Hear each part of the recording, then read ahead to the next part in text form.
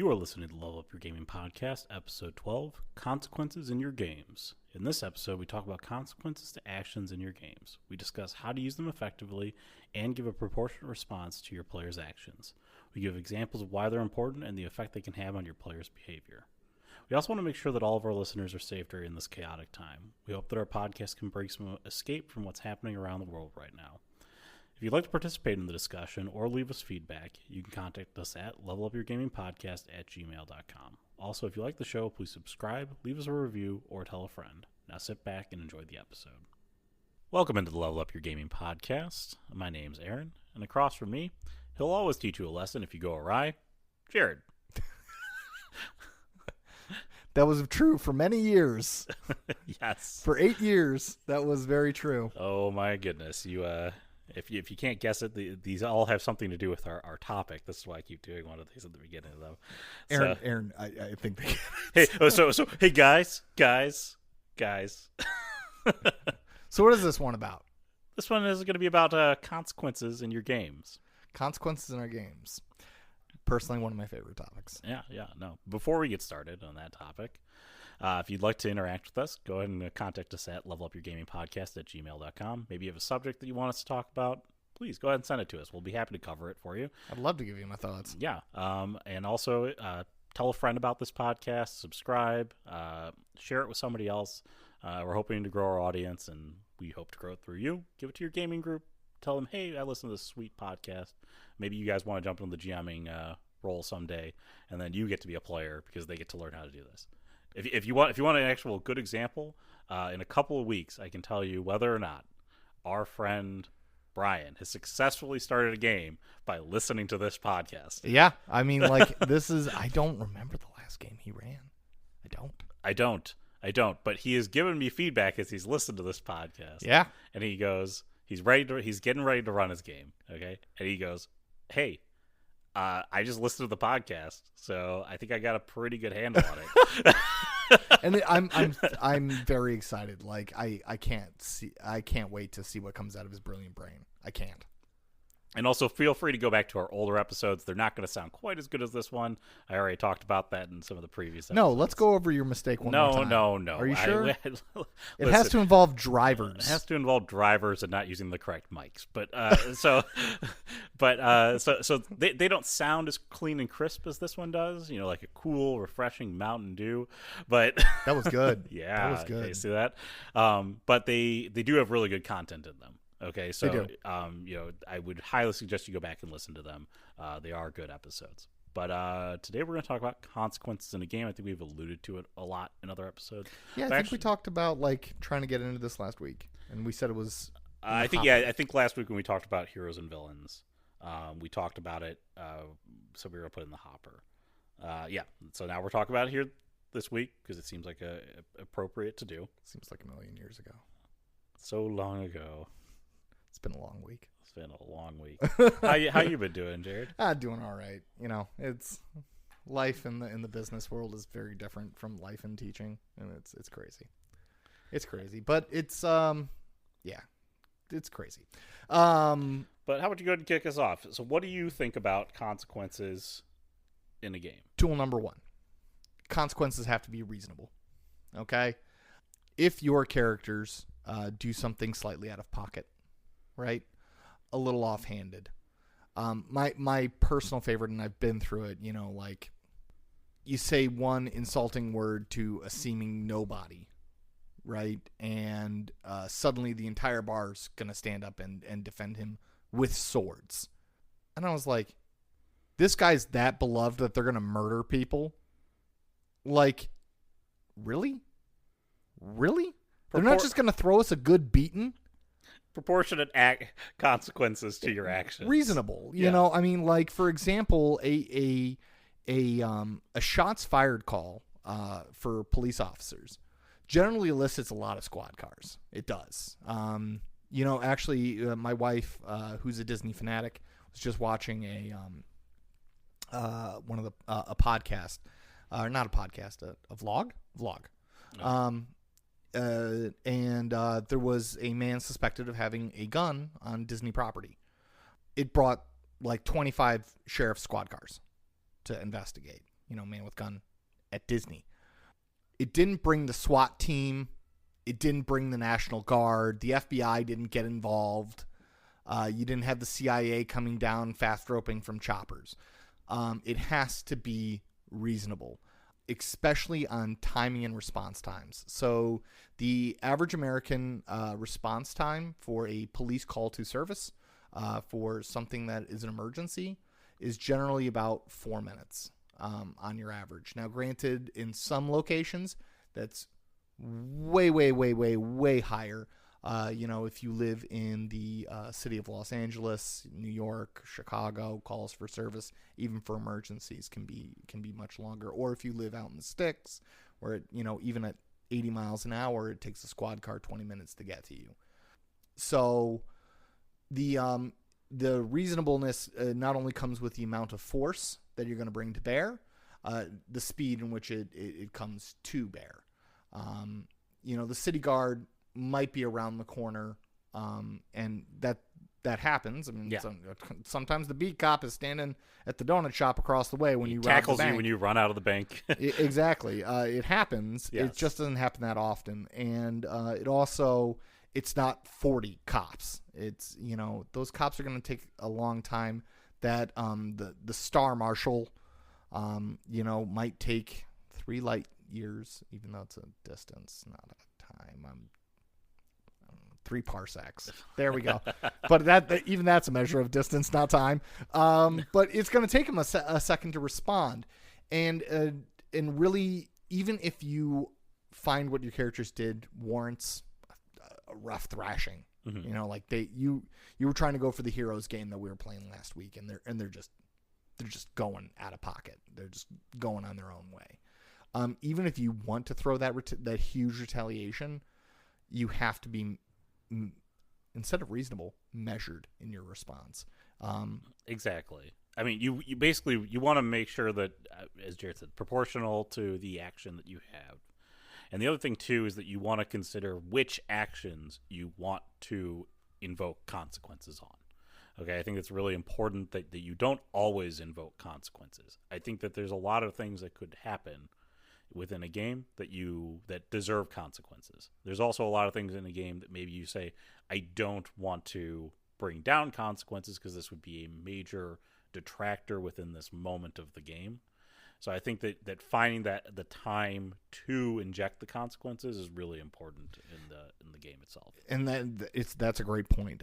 As a storyteller, and you're going to be in that moment, your players, let's say they're going up against the tried and true bad guy, the warehouse gunfight. Guns inside a sealed area are loud. And when that sound escapes, which it will through doors, windows, everything, especially a lot of gunshots, in a warehouse district, people still work there. They're driving by and they might hear automatic, AK-47 fire or M16 or whatever it is.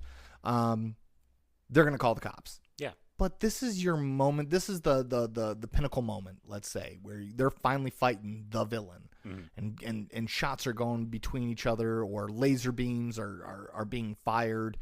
And just, this is not the time to be like, well, you guys have 4 minutes, according to Jared from Level Up Your Gaming. Ricky Tick, wrap this up. Okay? You better wrap this up and run. Are en route right now. Because somebody in their Honda was driving past and heard those shots. You bastards. You should have brought silencers. Knowing when to deploy the actual consequence, especially not at the ending, not at key or pinnacle moments, restraining the consequences. Don't always be I'm handing you consequences. I'm the consequence guy. I'm the consequence card. Here you go. Think of it as a card that is to be used sparingly. Yes, I would say use it sparingly in general overall. We had the general should nots podcast a little while ago. Just a couple episodes ago. And one of the things in the general should nots is that you should not actively be trying to kill your players. You shouldn't be. And especially, you shouldn't be actively like, haha, I'm going to consequence the crap out of them for this one. Yeah, it's just, to that same point, you generally should not, in not trying to kill your players, you shouldn't be actively trying to hinder your players at every turn. So this is where the consequences thing comes into play. However, if you go into our Villains and Heroes podcast here, if you play the villain or you play a morally unscrupulous person, you start doing stupid stuff, okay, you have to slap someone on the wrist. Gotta give them a little pop. And so you have to choose a proportional consequence to that action. Now, maybe it's just there are whispers of the person who has been murdering hobos in the dark, okay, and the police are now on the lookout on the streets for people the hobo who are, murderer. Yeah, for the hobo murderer, okay? I don't know where that came. Like, it comes from D&D. I've seen the meme like 50 times. Is this a common thing in D&D, like murdering homeless people? I don't know. It must be pretty easy in the game itself, or people think it's I'm gonna take his gold. Exactly. He's homeless. He has 2 copper. Thank you. But like, so yeah, be sparing in those consequences. Don't be actively looking to hand them out at absolutely every turn. It just doesn't work. Yeah, it doesn't work. So you're going to try and make your consequences appropriate for the actions that they have, and then when you deem them necessary. So if your players are going off, let's say you're playing a Heroes game, okay? Your players start going off the rails and they start doing some crazy stuff like robbing people and doing things that heroes wouldn't do. That's when you have to make the choice of, do I want to enforce that the city guard comes in and does this? Do I want to have the police stop these people who have been reported now several times? Okay, if your players commit arson, okay, do I have the police? I'm bringing this one up because we had a game where we actually did commit arson as the heroes. As the heroes, I was a little out of pocket, and I can just imagine the moral conundrum that you had to go through in the game itself. Oh, dude, it was horrible. It was horrible, and that actually comes up to another point I want to make. Consequences beget consequences. So, you know, you're the storyteller. They did something, and shot got fired, and now the police are on their way. If you have the morally unscrupulous character, or I want to play the mentally ill psychopath, who you know is going to, the minute cops show up and dump loads of brass into that car, that the measured response is they're going to call everybody. They're going to call every cop. They're going to call the SWAT team. They're going to get the state police involved, the county. And even if the characters manage to escape, there's going to be an investigation. There's going to be people who chase them for that. This includes Star games, sci-fi, Star Trek, our rogue operation, blew up the responding Klingon patrol vessel, and we got away. The Klingon Empire is not just going to forget you blew up a patrol vessel. That was money and people. They're going to come after you for this. So consequences beget consequences. So make sure you're implying the right consequences, the threat level, and the response that you want from the players. If your players are seeing that as an opportunity to get into more fights, then it's time to play some GM magic. It wasn't just a patrol officer who showed up. It was a patrol officer who was a veteran of the global war on terror. Mm-hmm. And he knows how to shoot back. Or it wasn't just a Klingon bird of prey that showed up. It was a Klingon battle cruiser that showed up. Oh, it's time to run, because the consequence has to bring forth the change of action that you want, the corrective action. It has to be clear that you guys crossed a line. You did X. Y is the consequence. Z is the behavior I want you to have. You can't just go blowing up every Klingon bird of prey you come across, every Imperial TIE fighter that you blow up. You can't just do that, because there are people behind those people who are going to find you for that.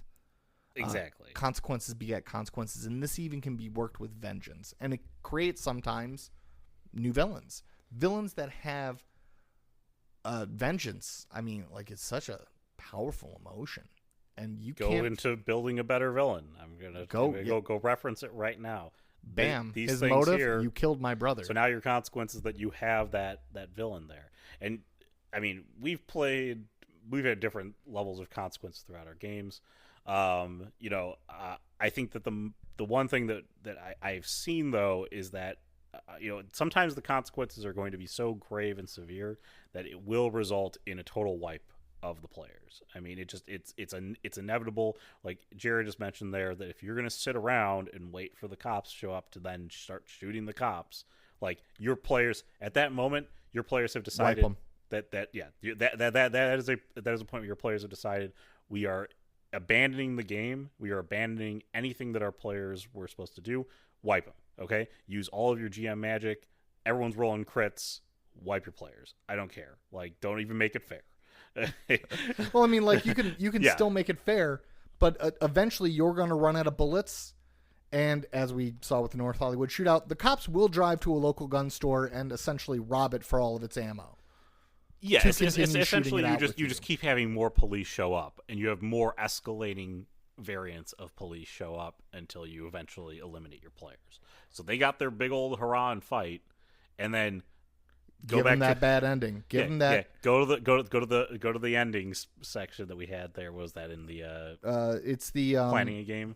Well, maybe? Yeah, that and the conditions for success conditions. And just give them the bad ending. Let them know that they were terrible people. That they were. You were bad people, and you deserve to feel bad. Yes. And so alternative consequences is the next thing I want to talk about. Alternative consequences are fantastic. I've yet to actually deploy this because mostly when my players mess up, it involves a gunshot, and we all know what the heck that brings. It brings cops because we mostly play in modern games. But social ostracism, when you start becoming those villains, those bad guys, people are gonna know. People are gonna know from the way you dress, the way you walk, the way you talk, that you are a bad man, and they don't want to be around you. You know, everyone makes the joke that chicks like the bad boy. Generally, they like the bad boy.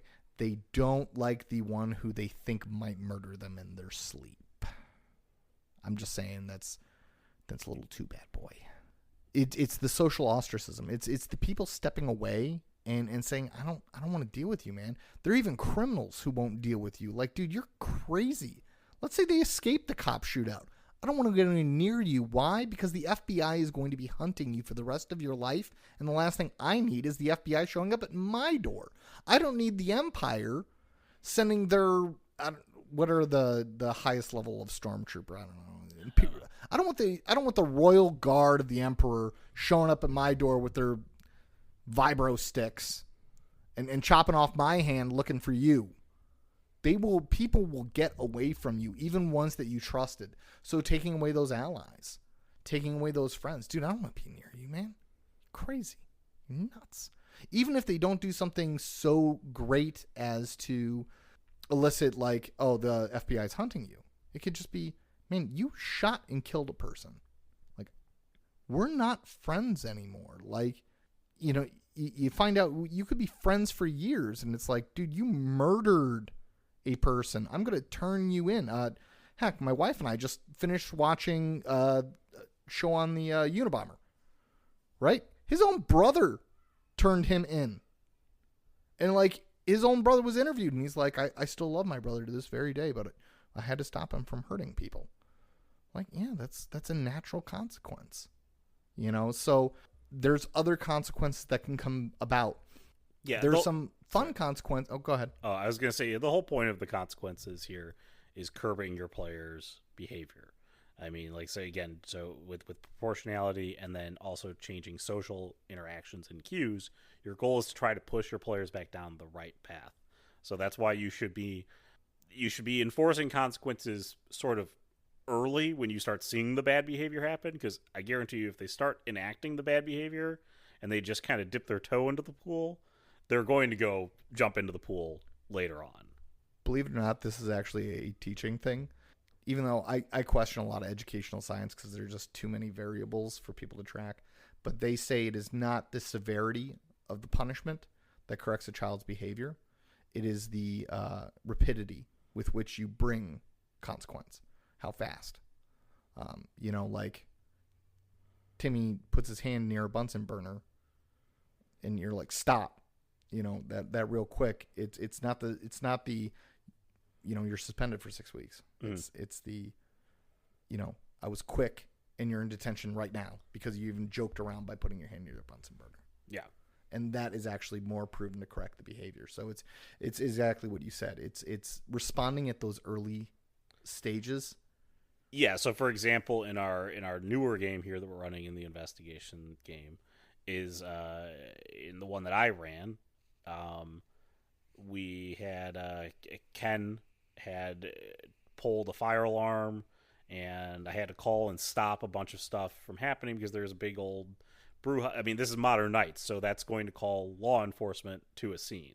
Yep. Okay. It was at a hospital. At a hospital. So I was able to stop that by saying that your contacts were able to stop that. However, what I'm almost doing in that same action is I'm basically saying you've got powerful allies and they can stop anything. Okay. They can stop the cops from responding to a fire alarm. Okay. But I let them have it this one time, and at the end of the game, I said, we can't help you anymore. Like, you're done. That's it. You got your one. Spider-Man. Everybody gets their one. Okay. Everybody gets the one. Everybody gets the one. Okay. Which was, hey, we gave it to you. Don't ever do it again. Yeah, and I felt that it was a good response to it. So the consequences also come in two forms. There's consequence, and I guess the opposite is reward. It is a consequence for doing something good. Don't forget to give the consequences for doing the good thing. Or your character, the paladin, takes a moment to help an old woman across the street, right? Even in medieval days, old women needed help walking across muddy roads. All right? Give them that reward, that positive consequence. Yeah, you hear the word consequence, and technically that one would be considered a reward. I guess the antithesis of a consequence there. But yeah, you want the action to have a reaction. I felt like this is a good time to cover like. No, I agree. I didn't even think about that here when we started the subject. I thought this was more about curbing player behavior, but that doesn't force player reinforces behavior. it. It reinforces player behavior, and then two, you can have that become something at the end of your game, or something that happens later down the line where you're okay. Now we're cornered. We have the bad guys. They've got us in an alley, and somebody happens to catch you out of the corner of their eye, and they remember that, and they go grab the guard, and then now the guard's rushing up behind you. Now you got now you got the whole guard with you. The whole guard's with you. I mean, like, you can have that moment be something great because they saw that you were chased into an alley by a bunch of no good thugs. No good thugs?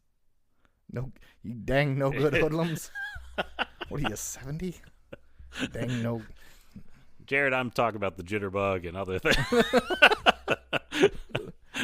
But yeah, it's consequences are sometimes they're great when they do take a long time.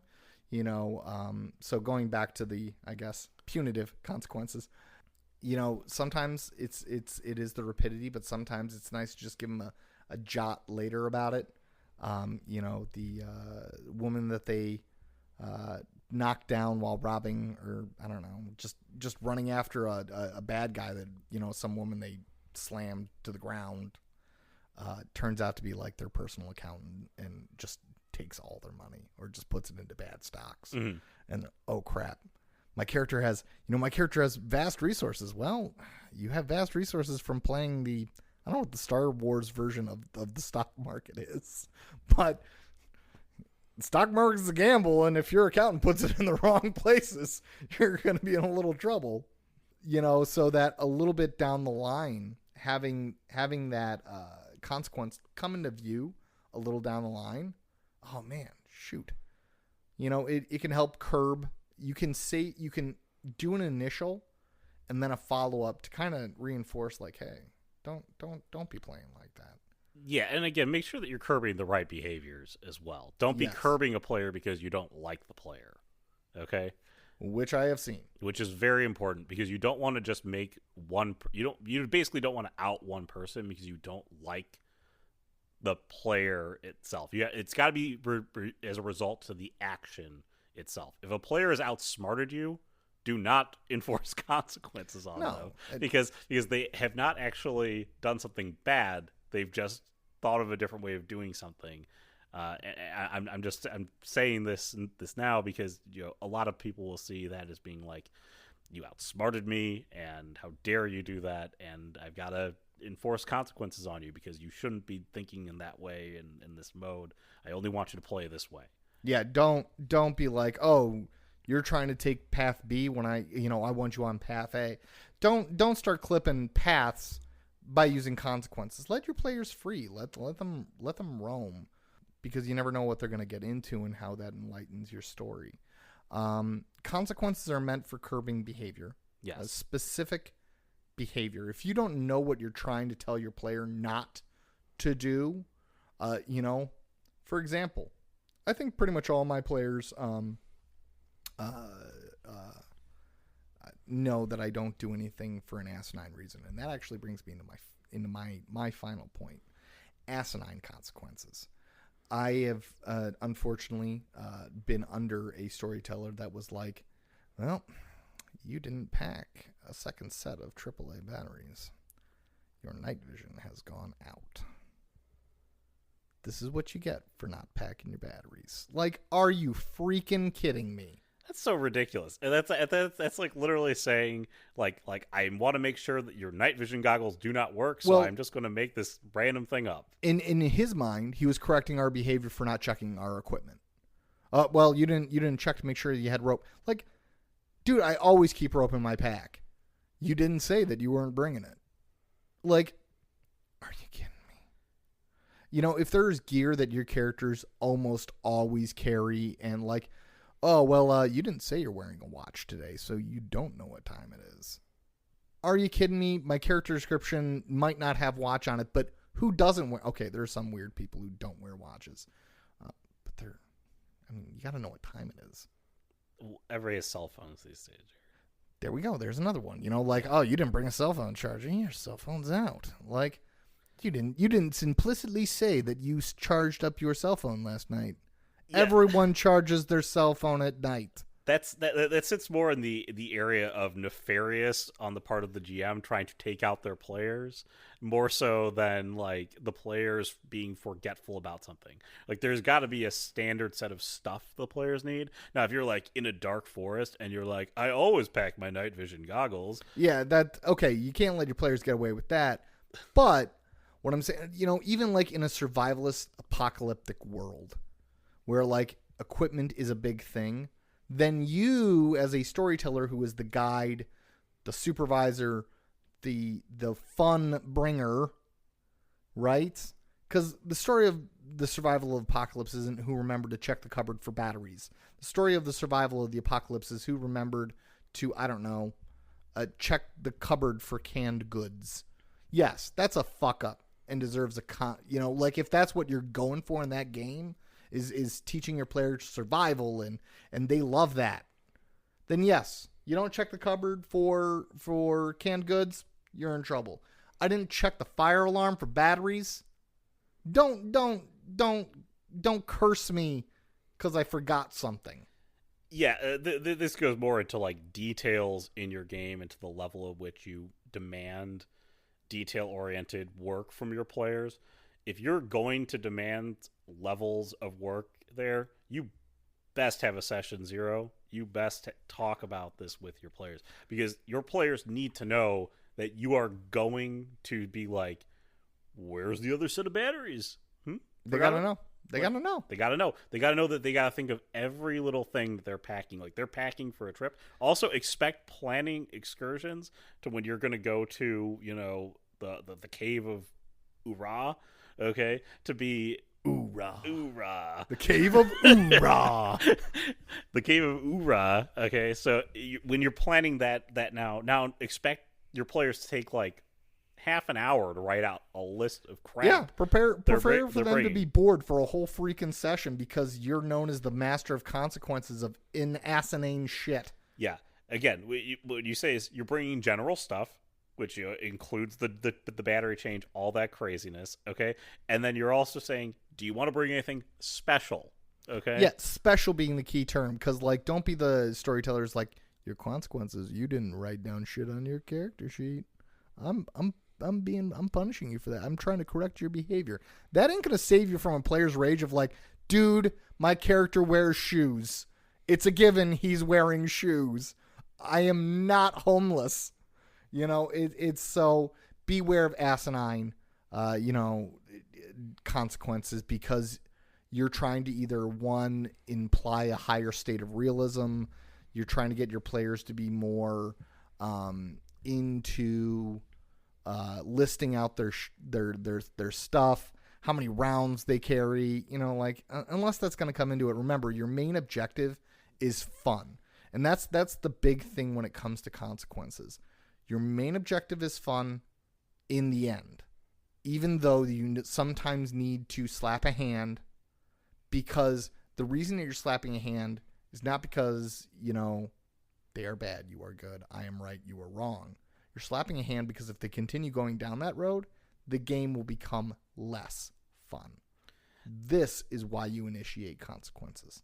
Exactly. The consequences are there because like I said, if you go down the wrong road here in the Heroes game, okay, I don't have a villain. It's not built for villains. No, it's not. Okay? Villains die in the game. Bad guys die. Bad guys die. Heroes prevail. Okay? So if you want to play villains in the game, then the game's pretty much over, and I'm going to end the game with bad guys die. Bad guys die. Okay? So, you just got to make sure that your players are, again, and make sure that they're aware of some of the contracts going into the game as well. And if somebody goes, that's totally unfair, why would you do that? Be like, you did this, you did this, you did this. Like, especially if after the game you get feedback, like, why the heck did this happen? Like we're supposed to be able to do whatever the heck we want to do. It's like, yes and no. Yes and no. You were able to do whatever you wanted to do, and whatever you did got you in trouble. Like, dude, cops exist, and sometimes they are down the street. I live in a very peaceful neighborhood. I do. You decide to storm the castle gates and start whacking guards so you could get to the king, and guess what? They didn't throw you in irons. They killed you. That's what they do. But like I live in a peaceful neighborhood. Do you know how many times I've seen a cop in my neighborhood? We have no crime in my neighborhood, but there's cops here all the freaking time. Like, just driving through. I don't know. Maybe they like the golf course. I don't know. But yeah, again, proportionality in your consequences, using them to curb your player behaviors. Those are all important things that you need to use consequences for. I think that's that's what you should be doing, and then reward your players with good consequences if they do something. Yep. Something the other positive way. consequences. Again, trying to enforce them to go the correct direction, and just don't have stupid consequences. Don't be like you stole saltwater taffy, and then now that's death. Okay. Yeah, it is a fine line when it comes to consequences, but it is such a necessary line. And just remember, measurable. Everything in measurement and everything with purpose, and you'll be fine. All right. Well, I think I don't think you've got anything else because you did mention your final point. That was my final point. Like, bam, I nailed that sucker. You did.